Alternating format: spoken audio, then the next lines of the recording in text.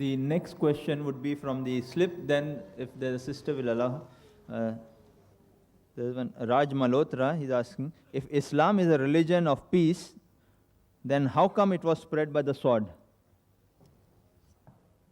The question posed was, if Islam is a religion of peace, how come it was spread by the sword? Islam comes from the root word salam, which means peace. It also means submitting your will to Allah subhanahu wa ta'ala, Almighty God. In short, Islam means peace acquired by submitting your will to Allah subhanahu wa ta'ala. But as I mentioned earlier, that everyone in the world does not want peace to prevail in the world. There are certain anti-social elements for their own benefits. They don't want peace to prevail. The robbers, the criminal. If peace will prevail, they will go out of business.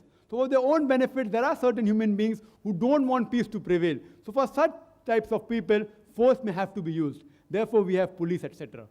So Islam is for peace, but sometimes you may have to use force to put the anti-social elements in their place. And the best answer to this question, that Islam was spread by the sword, is given by Deleuze O'Leary. He's a non-Muslim historian of great repute. In his book, Islam at the Crossroad, on page number 80, says that history makes it clear that the legend of fanatical Muslims sweeping across the world, forcing Islam at the point of the sword over conquered races, is the most fantastic, absurd myth that historians have ever repeated. Deleuze O'Leary, page number 8, book Islam at the Crossroad. I'm asking you a question, that we Muslims, we ruled Spain for about 800 years. Later on, the Crusaders came and they wiped out the Muslims. There was not a Muslim who could openly give the azan, the call for prayers. We didn't use any force. You know, we Muslims, we ruled the Arab lands for about 1400 years. For a few years, the Britishers came. For a few years, the French came. But overall, the Muslims were the lordship of the Arab land for 1400 years. Do you know today, there are 14 million Arabs who are Coptic Christians. Coptic Christian means they're Christians since generations. Since generations. If the Muslims wanted, they could have converted every non-Muslim at the point of the sword. We didn't do it. The 14 million Arabs who are Coptic Christians are giving witness that Islam wasn't spread by the sword. You know India? India was ruled for hundreds of years by the Muslims. We didn't use the sword.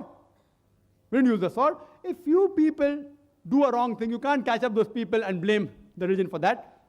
If few people don't follow the religion, you can't say that Christianity is bad because Hitler incinerated 6 million Jews. If Hitler incinerated 6 million Jews, burned 6 million Jews, you can't blame Christianity for that. There may be black sheep in every community, but we Muslims, we ruled India for hundreds of years. If we wanted, we could have forced every non-Muslim to convert at the point of the sword. We didn't do it. The non-Muslims of India today, more than 80%, they are giving shahada, they are giving witness. You non-Muslims present here are giving witness that Islam wasn't spread by the sword. You are giving witness. We had the power, we didn't do it. Islam doesn't believe in that. Today, the country which has the maximum number of Muslims is Indonesia. Which Muslim army went to Indonesia? Which Muslim army went to Malaysia, which has 55% population of Muslims? Which Muslim army went to the east coast of Africa? Which Muslim army? Which sword? Thomas Carlyle gives the reply. Thomas Carlyle, he writes in his book, Heroes and Hero Worship, that you have to get the sword. Little good will it do that he should spread with the sword. Every new opinion initially begins in the mind of one. One man in the whole world. One man against all the human beings. It will do little good that he picks up a sword and propagates it. Which sword? Even if we had the sword, we can't use it. Even if we had the metal sword, we can't use it. Quran says in Surah Baqarah chapter 2 verse 256, La ikrah fid deen, there is no compulsion in religion. Truth stands out clear from error. Anyone who grasps the hands of Allah subhanahu wa ta'ala and rejects the evil, he has held the most strong handhold that never breaks. Anyone who believes in Allah, Allah will take him from darkness to light. Anyone who believes in the evil, the Satan one, he will take him from lightness to dark. Which sword? Sword of the intellect. Quran says In Surah Nahl, chapter 16, verse 125, Udu ila sabili rabbika bil hikmah wal mawzat al hasna wajadilum billati ahsan. Invite all to the way of thy Lord with wisdom and beautiful preaching, and argue with them and reason with them in the ways that are best and most gracious. There was an article that came in the Plain Truth magazine. It was a reproduction of the Reader Digest Almanac Yearbook, 1986. It gave the statistics of the increase of the world religion between 1934 to 1984. In the 50 years, number one increase in major religion was Islam, 235%. 235%. I am asking you, which war took place between 1934 and 1984, which converted millions of non-Muslims to Islam? Which war? Do you know today, the fastest growing religion in America is Islam?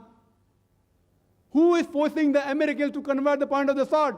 The fastest growing religion in Europe is Islam. Who is forcing them the point of the sword? Quran gives the answer in no less than 3 different places. In Surah Tawbah, chapter number 9, verse number 33. In Surah Saf, chapter 61, verse number 9. And Surah Fatah, chapter 48, verse 28. The glorious Quran says, هو الذي أرسل رسوله بالهدى والدين الحق ليظهره على الدين كله وكفى بالله شهيدا وقليل المشركون. Allah says that Allah has sent His messenger with truth and with guidance, so that it will prevail over all the other ways of life, over all the other ism. Islam is destined to supersede all, master them all, overcome them all. Kulli. Enough is Allah as a witness. And I like to end this answer by giving the quotation of Adam Pearson. Dr. Adam Pearson said that people who fear that one day nuclear weaponry will fall in the hands of the Arabs, they fail to realize that the Islamic bomb has already been dropped. It fell the day Prophet Muhammad, peace be upon him, was born.